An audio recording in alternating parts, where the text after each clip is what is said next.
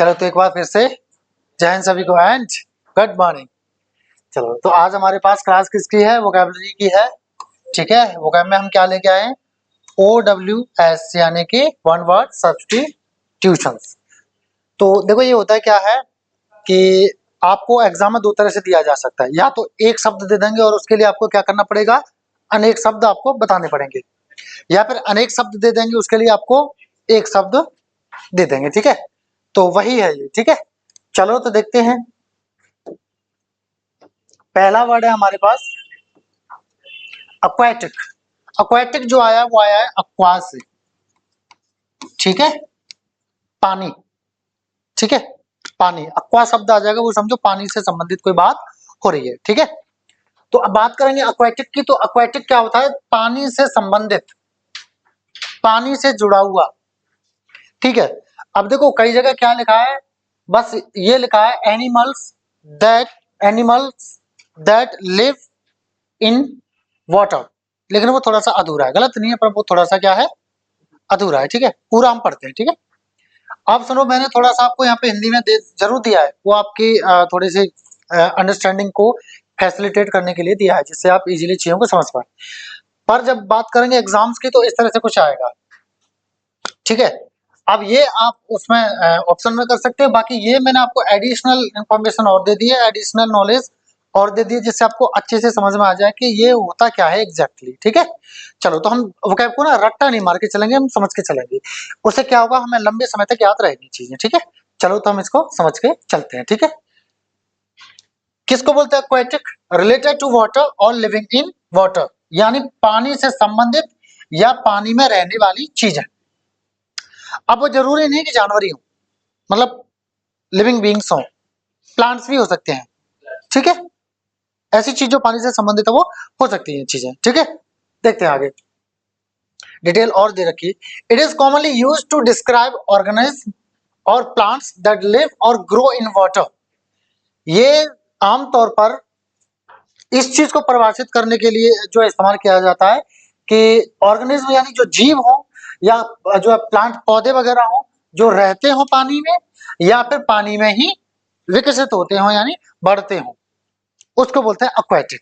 यानी कोई जीव हो या कोई पौधा वगैरह हो, वो पानी में रहता हो, जीवन उसका पानी में मतलब व्यतीत होता हो, या फिर पानी में वो बढ़ता हो या ग्रो करता हो, तो वो कौन होगा? वो एक्वेटिक होगा। ठीक है, अभी तक हम बस रट्टा मार के चले आए, लेकिन मैंने ये थोड़ा सा डिटेल में बताया है। आगे और देखते हैं और क्या है उसके बारे में।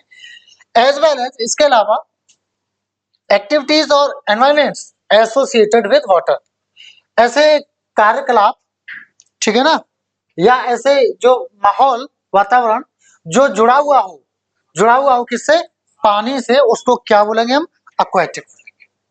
ठीक है, तो एक्वेटिक एक ब्रॉड टर्म है, हम उसको सीमित कर देते हैं। ठीक है ना, हमें सीमित नहीं करना है उसको। ठीक है, एनिमल्स तक या प्लांट्स तक सीमित नहीं करना है। तो हर चीज जो ऐसी होती है वो क्या होती है? वो एक्वेटिक होती है। अब समझ में आएगा एक्वेटिक क्या होता है? इस वर्ड को पकड़ लेना है ना। ठीक है, ये ठीक है ना। चलो अच्छा, एक चीज और स्पेलिंग में आप याद रखना, हमेशा क्यू के बाद में क्या आएगा पता है? यू आएगा, याद रखना। ठीक है, क्यू के बाद में यू जरूर आता है। ठीक है, चलो। जीव, हाँ ठीक है, जीव हिंदी क्या हो गया इसका? जलीय, यानी जल से संबंधित। ठीक है, एग्जाम्पल्स भी दे रखे हैं मैंने उसका इस्तेमाल करके शब्द का, जिससे आपको और अच्छे से चीजें क्लियर हो जाए। ठीक है, चलो देखते हैं। aquatic plants like water lilies and add beauty to garden pots।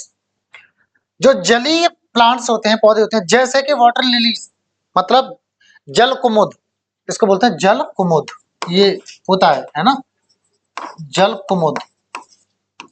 ठीक है, ये क्या है? और सुंदरता बढ़ाते हैं किसकी?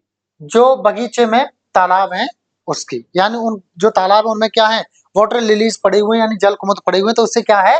बगीचे की सुंदरता और बढ़ जाती है। मतलब वो जो पेड़ हैं सुंदरता में और जो है बढ़ोतरी कर देते हैं, मतलब और सुंदर उसको बना देते हैं, ऐसा।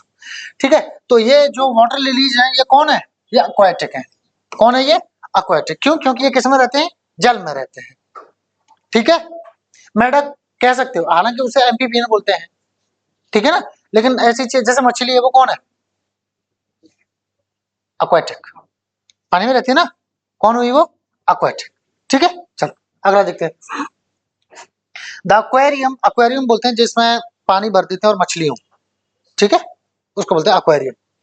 देखो यहाँ पे भी क्यू आया, क्यू के बाद यू आया है ना।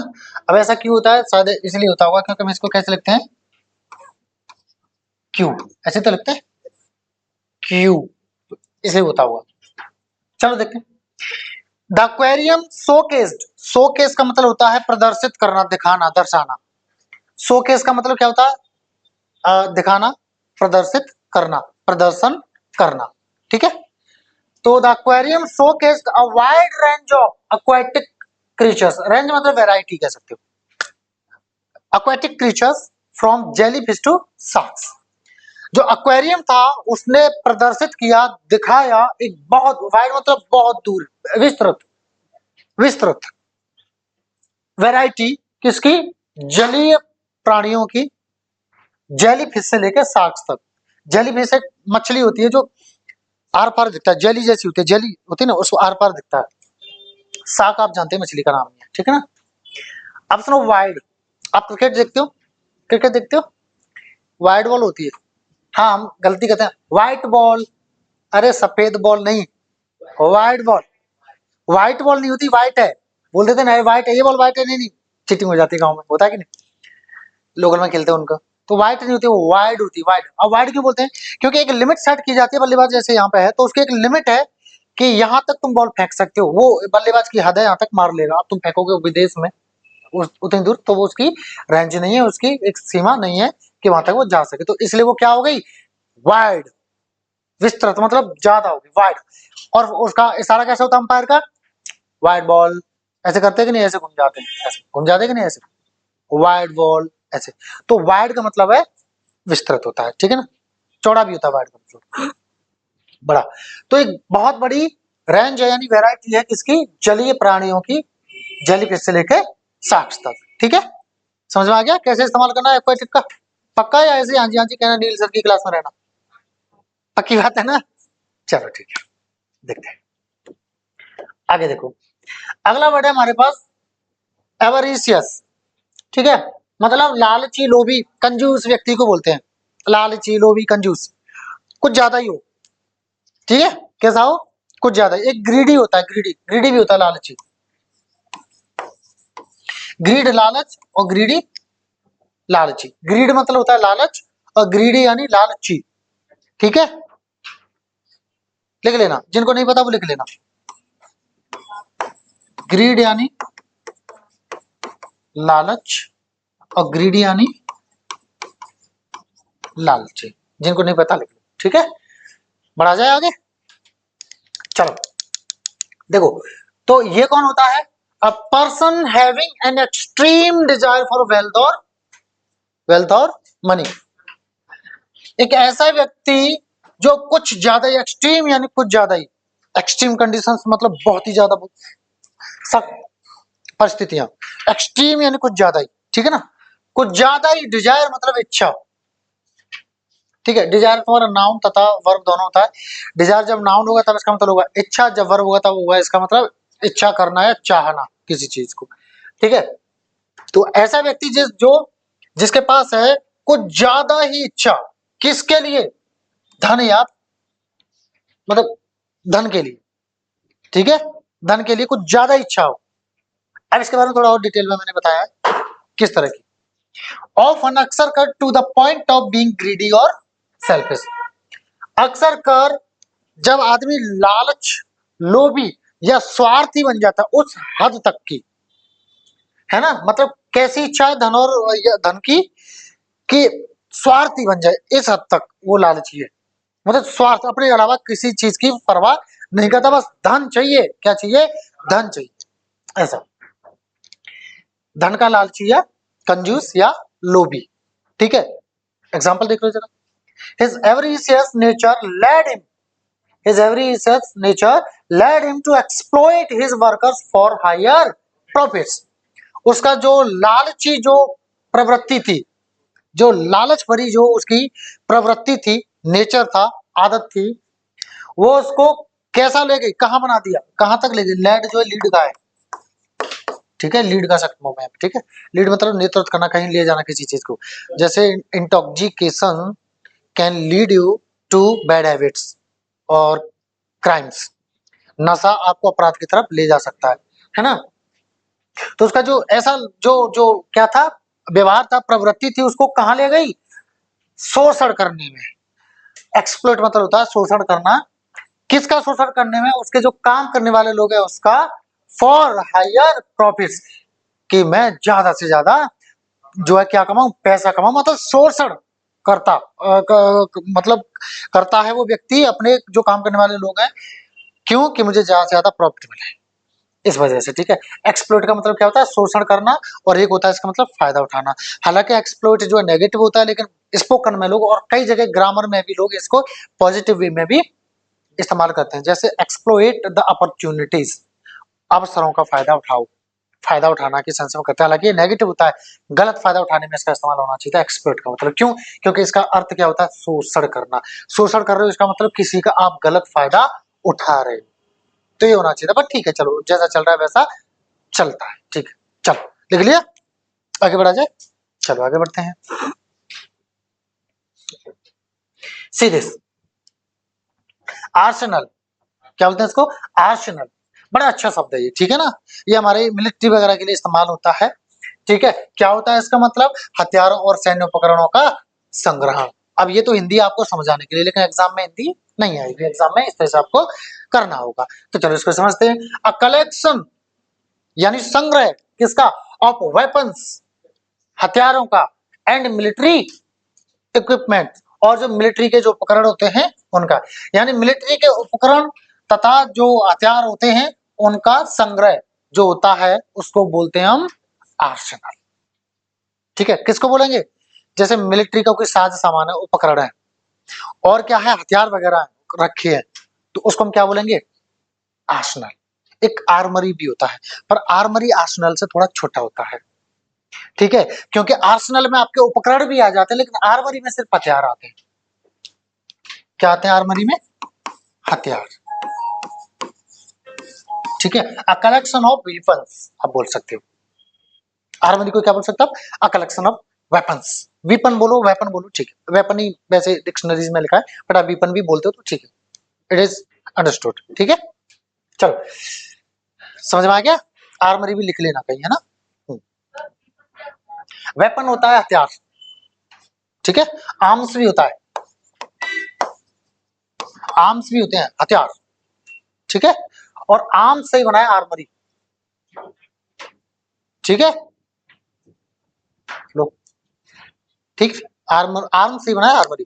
आर्म्स यानी हथियार, और आर्मरी यानी हथियारों का जखीरा, मतलब जहाँ पे हथियार रखे हो, या जहाँ जो जो हथियार, बहुत सारे जो हथियार होते हैं वहां पे हो, उसको क्या बोलेंगे, आर्मरी, क्या बोलेंगे, आर्मरी। Getting, getting, okay. लिख लो जल्दी से फटाफट, फिर हम देखो इसका एग्जांपल और देखते हैं इसका। सॉरी, अभी तो डिटेल भी बताने मुझे, ठीक है। रेडी, चल देखते हैं। It refers to a storage place for arms and ammunition, और a stockpile of weapons. नए नए शब्द जो मिल रहे हैं उनको लिखते जाना, सिर्फ ये मत देखो ये वन वर्ड मिल रहा है, इनमें जो भी नए शब्द है जो तुम्हें नहीं मिल रहे हैं उनको लिखते जाना, मैं बताता जा रहा हूँ, ठीक है। तो ये किसकी बात करता है, एक स्टोरेज, संग्रह कह सकते हो इसको, ठीक है। स्टोरेज प्लेस मतलब ऐसी जगह जहाँ पे स्टोरेज किया जाता है, किसका, आर्म्स का, हथियारों का। एंड एम्यूनिशन, एम्यूनिशन होता है गोला बारूद, ठीक है, गोला बारूद को बोलते हैं एम्यूनिशन, ठीक है ना, गोला बारूद। वेपन और एम्यूनिशन में अंतर होता है, जानते हो ना, नहीं मैं बता देता हूँ, नहीं जानते तो। वेपन फेंक दिया, एम्यूनिशन, ठीक है, समझ रहे वही, समझ रहे ना, हाँ। और या फिर किसको बोलते हैं, स्टॉक पाइल ऑफ वेपन्स, यानी हथियारों का जखीरा। स्टॉक पाइल मतलब जखीरा, स्टॉक आप जानते हैं, पाइल मतलब होता है इकट्ठा करना, वो ढेर को बोलते हैं पाइल, ढेर, स्टॉक मतलब इकट्ठा होना, तो स्टॉक पाइल एक वर्ड बना दिया जिसका मतलब क्या होता है, जखीरा, ठीक है, जखीरा लिख लो। एक तो पता नहीं है नालायक को लिखते हो नहीं हो, जखीरा लिख लो। हाँ, आप कह सकते हो कलेक्शन, कलेक्शन ऑफ वेपन्स और आर्म्स, ठीक है, संग्रह कह सकते हो, संग्रह कह दो लो, ठीक है। पर जखीरा थोड़ा हैवी शब्द सा लगता है, हैवी हैवी सा है ना, हैवी हैवी सा, वो जगीरा अलग होता है ठीक है, ये जखीरा, ठीक है, समझ गए। अब इसका एग्जांपल देख लो जरा। इंडिया आर्सेनल इंक्लूड्स, इंक्लूड मतलब होता है शामिल करना, शामिल होना, शामिल करना, ठीक है। तो इंडिया का जो आर्सेनल है उसमें क्या क्या सम्मिलित है? एडवांस्ड मिसाइल्स, मतलब जो आधुनिक जो मिसाइल्स एडवांस्ड है, जो काफी एडवांस्ड है, एंड डिफेंस सिस्टम्स, और जो डिफेंस सिस्टम्स है, जैसे आपने देखा होगा उसमें अभी जो युद्ध चल रहा है ना हमास और उसमें, अरे क्या नाम है, वो अकेली कंट्री सबसे लड़ती है, इजराइल। तो इजराइल का डिफेंस सिस्टम की बड़ी चर्चा थी, एयर डिफेंस सिस्टम, जैसे कोई मिसाइल फेंक रहा है तो उसको हवा में खत्म कर देता, मतलब सॉरी मैं ये तो गन चला रहा हूँ वो खत्म कर देता है, तो वो क्या है, वो डिफेंस सिस्टम है। तो इंडिया के जो आर्सेनल है उसमें एडवांस्ड मिसाइल्स हैं और डिफेंस सिस्टम्स हैं। और कल एक मैं वीडियो देख रहा था, हमारी आर्मी को बहुत अच्छी गाड़ी दे दी है, फुल बुलेट प्रूफ, और छोटी छोटी जो आपकी जो और जो बम वगैरह होती है उनसे भी प्रूफ। बड़े खुश थे हमारे जवान, कल मैं देख रहा था वीडियो, बहुत अच्छा लगा, मैं बहुत खुश हुआ कि अब कम जवानों की जान जाएगी, या हो सकता है बहुत ही ज्यादा मतलब चीजें कम रह जाए और धीमे धीमे खत्म हो जाए। तो इस सरकार से ही तो मुझे थोड़ा लगता है कि हमारा डिफेंस सिस्टम वो काफी स्ट्रॉन्ग हुआ है, ठीक है, ये चीज तो मुझे ठीक लगी। बस थोड़ा सा ये हो रहा है, गुजारिश सरकार से कि 4 साल को परमानेंट और कर दें तो और जोश आएगा युवाओं में। हाँ, चलो आगे देखते हैं। अगला देखो जरा, अर्काइव, आर्चिव्स मत बोलना इसको, आर्चिव्स मत बोलना, ठीक है, अर्काइव्स, क्या बोलते हैं इसको, अर्काइव्स। आप अपना व्हाट्सएप जब खोलते तो आप उसमें लिखा देते हैं अर्काइव। चलो मैं आपको एक अच्छी चीज सिखाता हूँ, अर्काइव्स, अर्काइव्स का मतलब होता है गुप्त भंडार, वैसे छिपा हुआ खजाना या भंडार, उसको बोलते हैं अर्काइव्स। आप किसी चैट को अर्काइव कर दोगे तो इसका मतलब ये है कि वो छिप जाएगी, कोई और नहीं देखेगा, सारी चैट्स बाहर, वो छिपी हुई देख तो कोई भी लेगा, आप बस व्हाट्सएप खोल के दे दोगे तो उस पर क्लिक करेगा, उसमें सब निकल के आ जाएगा, ठीक है। पर ये है कि उस पता नहीं है बाहर किसके, कौन तुम्हारे अर्काइव में जा रहा है, इतना वक्त तो किसी पे नहीं, उतना हर अब व्यक्ति अपनी हर एक मिनट को ना मतलब इन्वेस्ट करता जा रहा है। अब कुछ तो जो है रील्स देखने में इन्वेस्ट कर रहे हैं, तो कुछ किसी चीज में कर रहे हैं, पर अब फ्री कोई नहीं है। आप घर पे ही सही अपने छोटे भाई बहन से कहना कि थोड़ा पानी लेना, अरे मैं थोड़ा बिजी हूँ बाद में देखूंगा, अब कहाँ बिजी पता नहीं, ठीक है, तो ऐसा हो रहा है, ठीक है, चलो। तो ये होता है अर्काइव, ठीक है। अब हिंदी में समझ देख लो, फिर मैं आपको इंग्लिश में समझाता हूँ। उन डॉक्यूमेंट्स का, दस्तावेजों का या रिकॉर्डों का या वस्तुओं का संग्रह जो ऐतिहासिक, सांस्कृतिक या प्रशासनिक महत्व रखते हैं। ये तो हिंदी हो गया, इंग्लिश समझते हैं अच्छे से। A collection of documents, records और अदर मटेरियल्स, यानी ये भी संग्रह होता है, लेकिन ये किसका संग्रह होता है? दस्तावेजों का, रिकॉर्ड्स का, या फिर अन्य जो सामान हो उसका। डिटेल में और मैंने बताया है। These are stored and preserved for historical, cultural और administrative purpose। इनका स्टोर क्यों किया जाता है? इनको स्टोर मतलब इकट्ठा क्यों किया जाता है? इनको क्यों स्टोर करके रखते हैं? स्टोर से स्टोरेज आया, ठीक है, ये वर्ब है और वो नाउन हो जाता है, ठीक है। स्टोर को भी हम कह देते हैं, कभी कभी नाउन की तरह इस्तेमाल कर लेते हैं, ठीक है।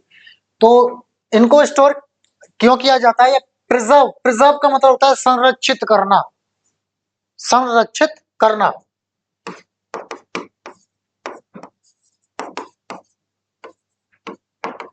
रक्षित करना मतलब रक्षा करना, संरक्षित करना मतलब संभाल के रखना, संभाल कर रखना, क्यों कि आगे काम आएंगे, तो उसको बोलते हैं प्रिजर्व। क्या बोलते हैं? प्रिजर्व। इसका नाम क्या होगा? प्रिजर्वेशन, संरक्षण, ठीक है, समझ गए? हाँ। अब इनका स्टोर क्यों किया जाता है, या जो संरक्षित इनको किया जाता है, किसके लिए? ऐतिहासिक, सांस्कृतिक या प्रशासनिक मकसदों से, कि इनका जो है आगे काम ऐतिहासिक रूप से चीजें अगर कुछ हमें जरूरत पड़ी तो उनमें काम आ सकते हैं, या सांस्कृतिक रूप से जरूरत पड़ सकती है, या प्रशासनिक जो है रूप से जरूरत इनकी पड़ सकती है। जैसे आपने देखा होगा सैकड़ों हजारों साल पुराने हमारे ग्रंथ या कुछ डॉक्यूमेंट्स, या जैसे भगवान की चप्पल अप्पल टाइप कहीं पे आपने खड़ा हूं उनको बोलते हैं वो, और किसी की तलवार, जैसे महाराणा प्रताप जी की अभी तक तलवार रखी गई है तो उसको प्रिजर्व करके रखा गया है, समझ गए ऐसे। तो ऐसे ही ये आर्काइव्स क्या होता है, इसी को बोलते हैं गुप्त भंडार होता है, एक संरक्षित भंडार होता है जो किसी काम आ सकता है, चाहे वो ऐतिहासिक रूप से ऐतिहासिक चीजों के लिए, सांस्कृतिक चीजों के लिए, या प्रशासनिक चीजों के काम आ सकता है भविष्य में। इसलिए उनको प्रिजर्व करके या स्टोर करके रखा जाता है, और उसको क्या बोलते हैं हम, उस चीज को बोलते क्या हम, आर्काइव। क्या बोलते हैं उसको, archive. These are usually kept for future research or legal requirements. इनको सामान्यतः क्यों रखा जाता है, कीप का केप्ट, भविष्य की रिसर्च के लिए या फिर कानूनी जरूरतों के लिए, ठीक है। अब जैसे नहीं बोलूंगा मंदिर मस्जिद वाली बात नहीं बोलूंगा, छोड़ो। इधर आ जाओ, एग्जांपल देखते हैं, पता चले कि मेरे पे केस कर दिया किसी ने चलो इधर आ जाओ। She visited the archives to research her family's history. अब इसको हिस्टोरी मत बोलना, हिस्ट्री। उसने क्या है, आर्काइव्स को विजिट किया, मतलब आर्काइव्स में गई। आर्काइव्स मतलब गुप्त भंडार में, या जो भंडार था, स्टोर था, उसमें गई। क्यों गई, रिसर्च करने के लिए, खोजबीन करने के लिए अपने परिवार के इतिहास के बारे में, कि मेरा परिवार है क्या, कहाँ है, दादा बाबा, बाबा के बाबा कौन थे, क्या थे। जैसे स्वतंत्रता सेनानी जो लोग हैं, उनकी जो रिकॉर्ड्स हैं उनको प्रिजर्व करके रखा गया है, कहीं ना कहीं आर्काइव्स में उसको रखा गया होगा, है ना, ठीक है। अगला देखो, the library has a special section for rare archives and manuscripts. जो लाइब्रेरी है, जानते हो ना, जहाँ पढ़ते हैं, बुक्स वगैरह मिलते हैं, जाकर बच्चे पढ़ते हैं, उसको बोलते हैं हैज अ स्पेशल सेक्शन। एक स्पेशल सेक्शन है, जैसे बुक्स रखी रहती हैं, जैसे देखो ये लाइब्रेरी, देखो इधर देखो जरा, ये है ना, यहाँ किसी पार्टिकुलर चीज की बुक्स रखी होंगी, यहाँ किसी की, वहां किसी की, वहां किसी की, वहां किसी की, ठीक है। अब किसकी है, रेयर। रेयर मतलब बहुत ही कम मिलने वाले, बहुत ही कम मिलने वाले, मतलब बहुत ही कम जो अवेलेबिलिटी हो जिस चीज की, उसको बोलते हैं रेयर, आर्काइव्स के लिए, है ना। एंड मैन्युस्क्रिप्ट मतलब हस्तलिपि, हस्तलेख। जैसे आपने देखा होगा कई सारी भाषाएं विलुप्त हो चुकी हैं, क्योंकि उनके कोई रिकॉर्ड नहीं थे, कोई आर्काइव नहीं था, लेकिन कई सारी भाषाएं ऐसी हैं जो लिखी हुई हैं, रखी हुई हैं आज भी, तो वो क्या बोलते हैं, मैन्युस्क्रिप्ट बोलते हैं, हस्तलिपि, है ना, हस्तलेख, हाथ से लिखी हुई चीजें, उसको बोलते हैं मैन्युस्क्रिप्ट। क्या बोलते हैं, मैन्युस्क्रिप्ट, ठीक है। चलो आगे बढ़े, अगला देखो जरा, एनल्स।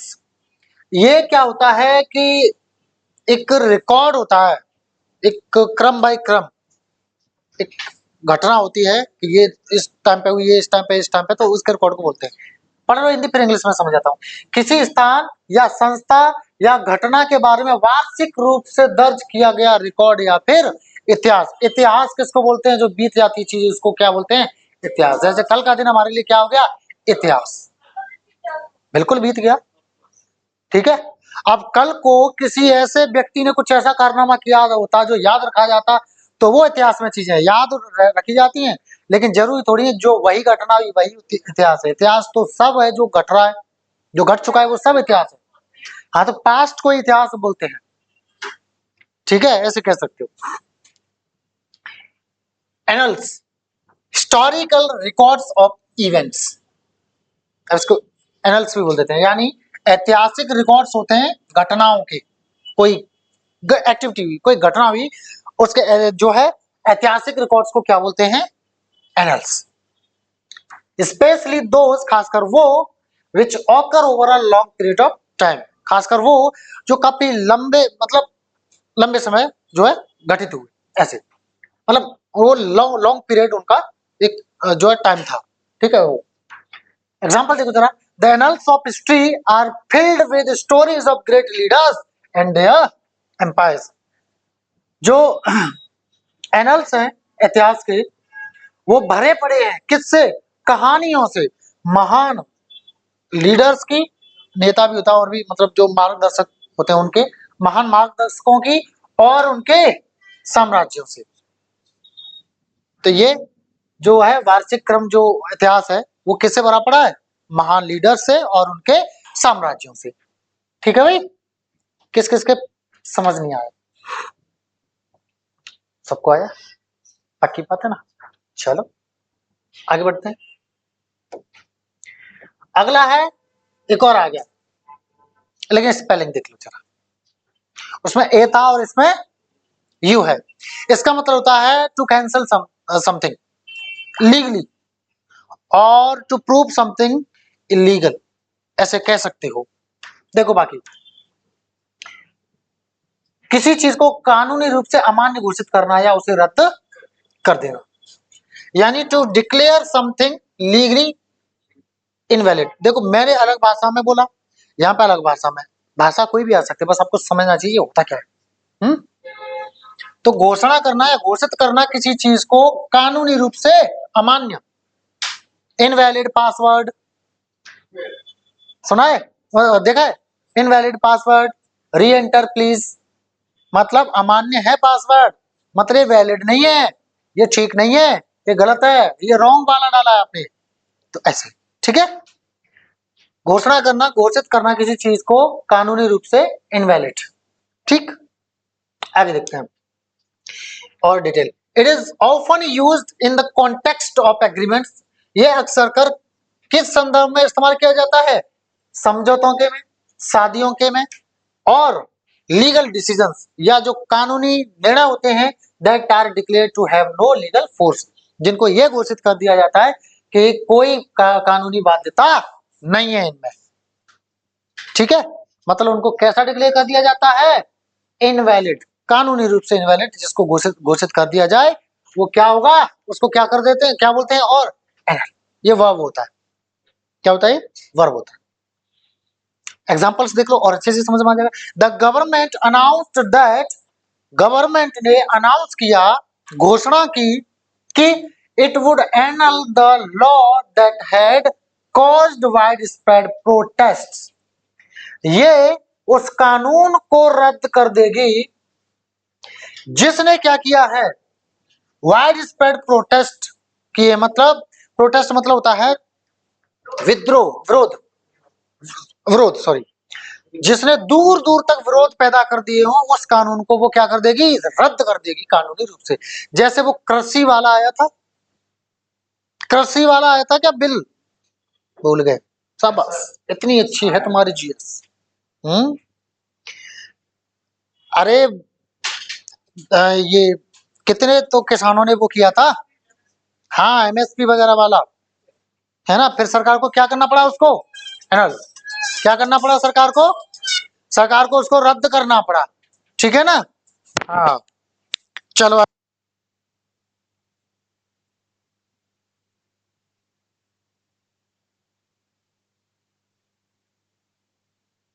अरे वो क्लास का टाइम भी तो देखना होता है। चलो अभी तो टाइम है काफी क्लास के। एनुअल नहीं होता है, वो अलग होता है। एनुअल मतलब वार्षिक होता है। वो हाँ, ये नहीं है इसमें, ठीक है ना, वो वार्षिक होता है। ठीक है। देखो, तो वाइड स्प्रेड का मतलब होता है दूर दूर तक फैला हुआ। प्रोटेस्ट यानी विरोध, लिख लेना, विरोध। ठीक है, और ये दूर दूर तक फैला हुआ। स्प्रेड यानी फैलना, वाइड यानी अभी बताया था मैंने, तो वाइड स्प्रेड यानी दूर दूर तक फैला हुआ। जैसे कोविड-19 क्या था? वाइड स्प्रेड है कि नहीं? आगे बढ़े, दूसरा एग्जांपल देखें। चलो, the court decided to annul the contract due to fraudulent activities. Court ने निर्णय लिया रद्द करने का, कानूनी रूप से रद्द करने का। किसको? कॉन्ट्रैक्ट को। कॉन्ट्रैक्ट तो जानते हो ना, क्या? ठेका जो हुआ था, वो वाला ठेका नहीं, ठीक है, वो वाला ठेका हालांकि वो भी ठेका मिलता है, वो सरकार से मिलता है कॉन्ट्रैक्ट पर ही, वो पर लोग उसको कुछ और ही समझते हैं, जैसे पौआ, पौआ बोलते हैं क्वार्टर, क्वार्टर मतलब वैसे समझते हैं वो पीने वाला क्वार्टर, क्वार्टर का मतलब होता है 1/4 of anything, 1/4 of anything, 25% of anything, 25% हिस्से को क्वार्टर बोलते हैं, ठीक है। चलो इधर देखो, तो the court decided to annul the contract due to fraudulent activities, धोखाधड़ी वाले क्रियाकलापों की वजह से, है ना, कोर्ट ने क्या किया, निर्णय लिया उसको, कॉन्ट्रैक्ट को खत्म करने का, कैंसिल करने का, रद्द करने का। ड्यू टू मतलब की वजह से, लिख लो, ड्यू टू मतलब की वजह से, लिख लो।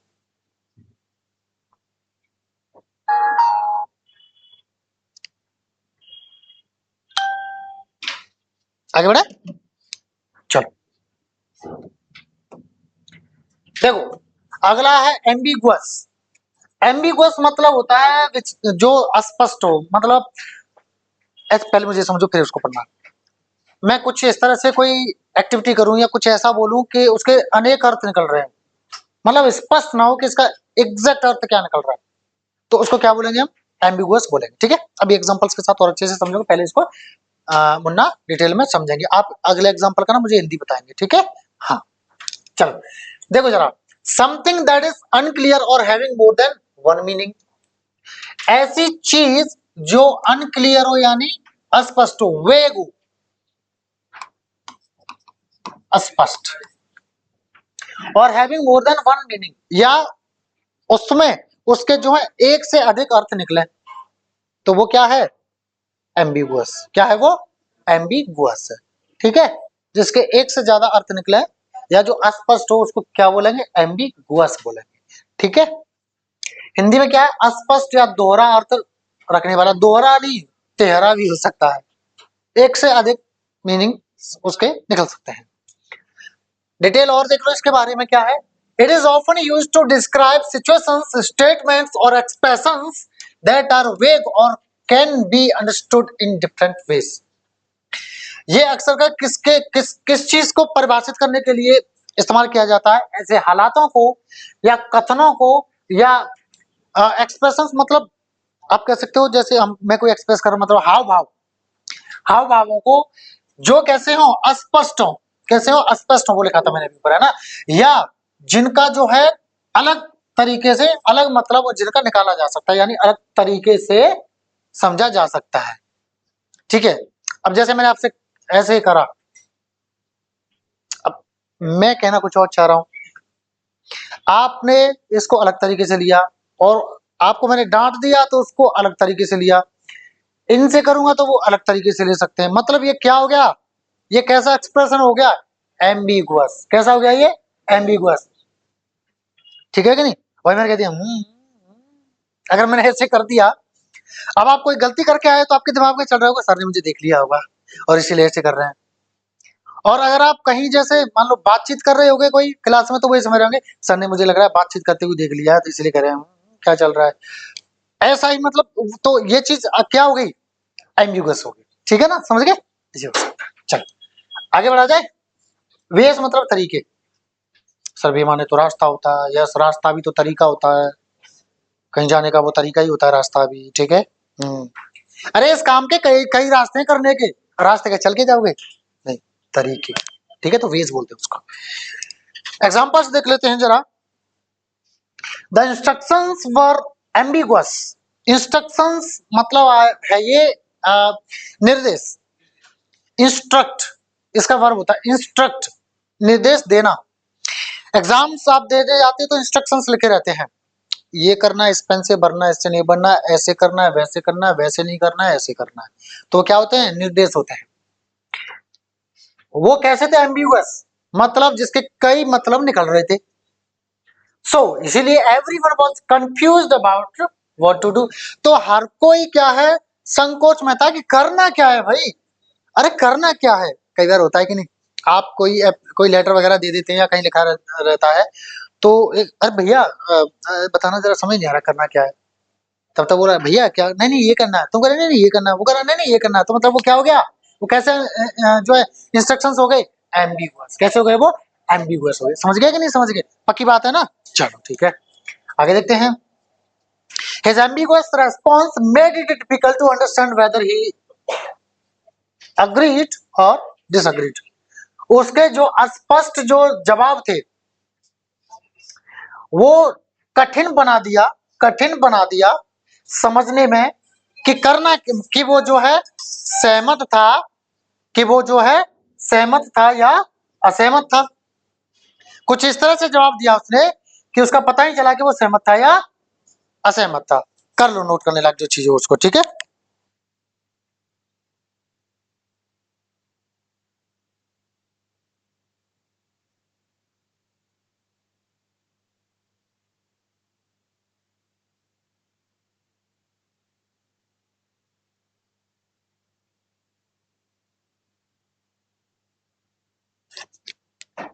चलो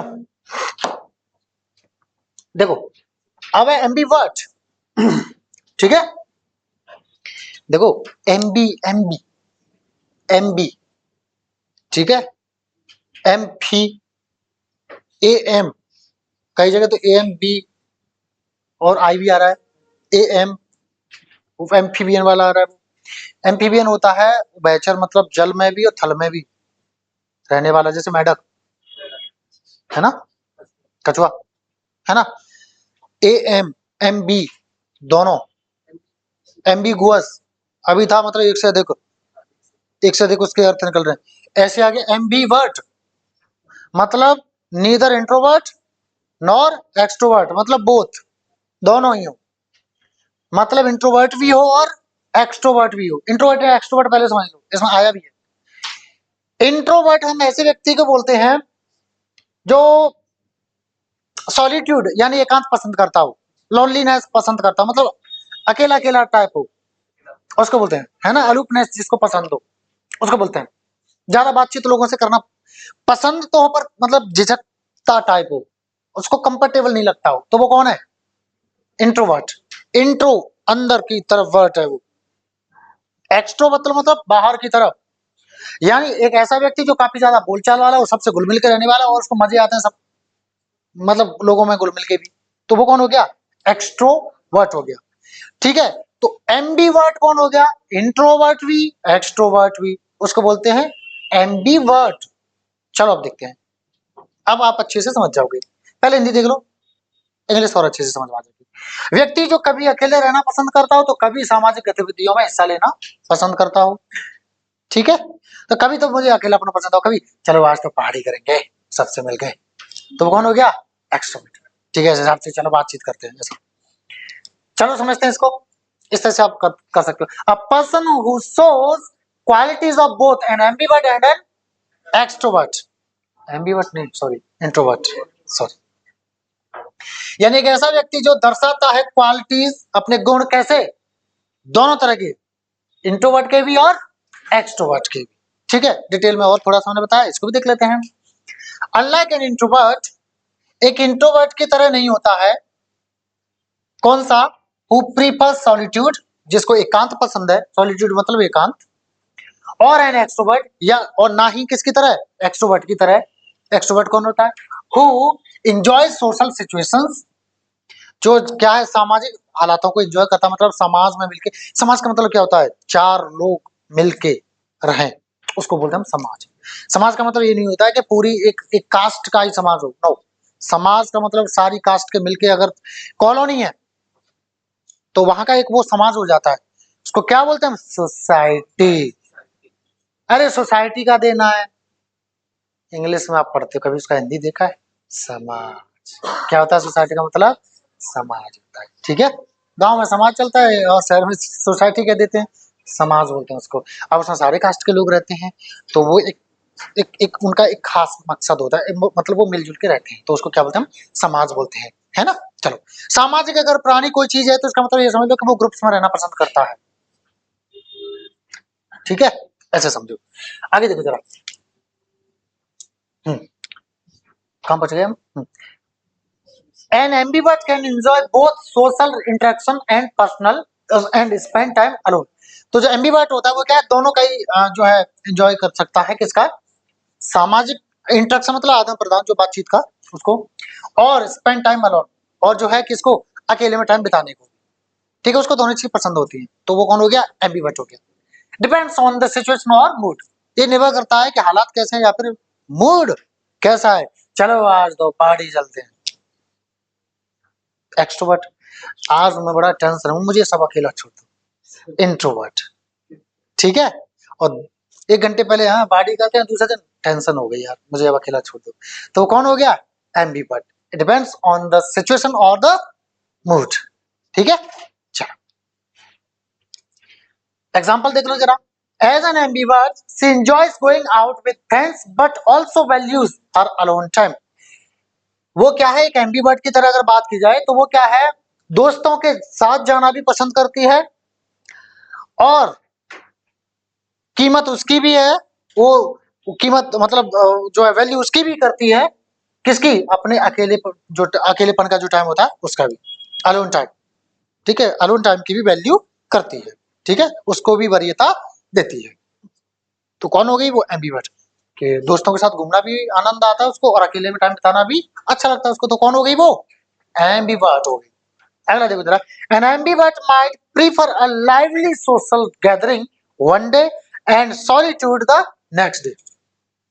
एक एम्बीवर्ट व्यक्ति ऐसा होता है जो प्रीफर कर सकता है, प्रीफर का मतलब होता है लाइक बेटर, लाइक बेटर, चुनना कह सकते हो, ठीक है, चुन सकता है किसको, lively social gathering, gathering gather से आया, गैदर मतलब इकट्ठा होना, गैदरिंग यानी जो एकत्रीकरण, ठीक है, सामाजिक एकत्रीकरण मतलब लोग जहाँ पे जुटे हुए हों, ठीक है, उसको उसको भी इंजॉय कर सकता है। लाइवली मतलब होता है जीवंत, जीवंत का मतलब होता है वहां पे म्यूजिक चल रहा है और लोग डांस वांस कर रहे हैं, वैसे है बढ़िया पार्टी हो रही है, म्यूजिक नहीं भी चल रहा तो सब एक दूसरे को एंजॉय कर रहे हैं, है ना, गेम्स वगैरह हो रहे हैं, इसको भी बोल सकते हो लाइवली, ठीक है, जीवंत मतलब जो इसमें जीवन डाल दे, एकदम से ऐसे एक्टिवनेस डाल दे उसमें, ठीक है।